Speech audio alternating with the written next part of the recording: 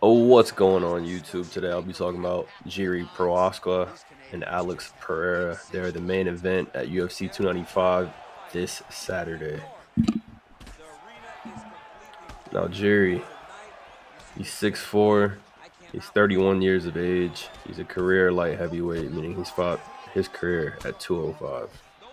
He has a career record of 29-3. He's very experienced for his age, only being 31. He's still in the prime of his career. Interesting enough, he only has 3 fights in the UFC. 3. And he hasn't fought in over a year. He's beaten Volkan Ozdemir, Dominic Reyes, and Glover Teixeira. He beat Glover to win the belt. He was losing the Glover fight. He choked him out in round 5. Kind of caught him. I don't know what the hell Glover was doing. Jumping guillotine, conceding position. It's very unlike Glover. But Jerry was able to beat him. He was able to claim that 205-pound championship. Now, Jerry has been KO'd twice in his career, and he's also been submitted. He doesn't have a Max Holloway iron chin. He's not submission proof. So these are holes that potentially Alex Pereira could crack. Now, still talking about Jerry. He has not lost in the cage since December of 2015.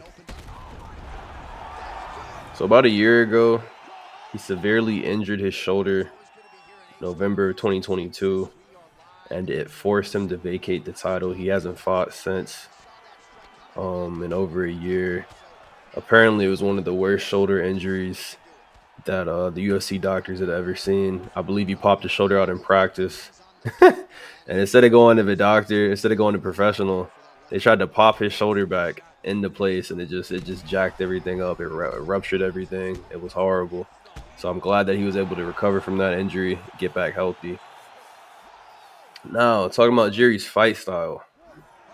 He is a kickboxer. He is a very unorthodox striker. Very, very unorthodox, very unusual movements. Nothing he does is basic. Nothing he does is standard. He does a lot of spinning stuff, a lot of moving his head off the center line and throwing from weird angles. He has very, very weird training methods. I've seen countless videos of this guy, man, in the woods, punching trees, kicking trees. I saw a video that he locked himself in a room for 3 days and he fasted for 3 days after that Glover fight to clear his mind. The dude is a freak. The dude is a nut. I've seen a video of him training his eyes. Like he had an eye patch over one of his eyes, and he was like looking at one of those eye graphs you look at the optometrist. When you go get your eyes checked out, like how the letters get smaller, get bigger. He was literally in a deep squat, training his eyes. That is insanity. The dude is crazy, man. But that's what makes him so great. That's what makes him so rare, so unique. And I think that's what helped him become a champion. Now, one last thing, his takedown defense is a little subpar. Glover is able to take him down over and over again. But that's pretty much not useless, but I personally don't see Alex Pereira grappling. I don't see him taking him down, Alex is a striker. But now moving on to Alex Pereira. Some basic info about the dude. He is 36 years of age. He's at the back end of his prime. He's getting up there. He is also 6'4". He fought at 185 for the majority of his UFC career. He was able to KO Israel Adesanya and won the middleweight championship. And then in the rematch, he proceeded to get KO'd. And we have not seen him at 185 since. After that, he went up to 205. He beat John Blachowicz at UFC 291 in July of this year. He is now 1-0 at light heavyweight. This is only his second fight at light heavyweight. He's getting pushed to the top super fast, but I mean he was a champ, so it is kind of deserved. Overall, he's a 5-1 record in the UFC. He's extremely active fighter. I think that is invaluable. I think that is a huge advantage. You know, getting those training camps, getting those reps in under your belt. It's a huge advantage, man. Being active. This is his third fight this year.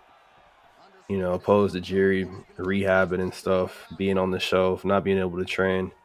It's a huge swing in Alex's favor, and I think that might play a part in this fight.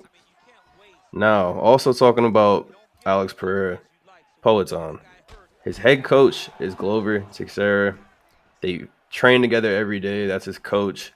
That's important because Glover fought Jiri for 5 rounds. Not only did he fight him for 5 rounds, he had great success against Jiri. So the insight that Glover can give Alex is very valuable. They should have a solid game plan. He should be able to prepare Alex as best as anybody can, you know, being in there with the guy for 5 rounds. What his ticks are, what he likes to do, what his habits are, bad habits, good habits. He should just really be able to help Alex prepare for Jiri. Now, talking about Alex and his fight style, he is an extremely high level kickboxer. I'm talking like the 1%, man. This dude is a freak. He's elite. He was a two-weight Glory kickboxing champion. He was recently inducted into the Glory Hall of Fame literally days ago. This guy has extreme knockout power. He can crack, unlike anybody I've really ever seen. He touches you and you're hurt. He touches you and you go to sleep.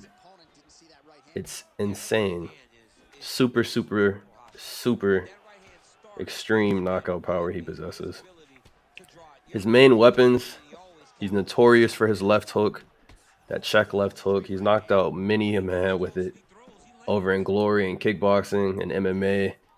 Um, his left hook, like I said, and his leg kicks are his main weapons. If you watch that Israel Adesanya fight, the first one, I mean, even the second one. The second one, he was tearing his legs up. I think it was round 2. Alex already landed like 20 leg kicks on Izzy. His leg was dead. Izzy's so lucky he got that knockout because he was going to be in for it.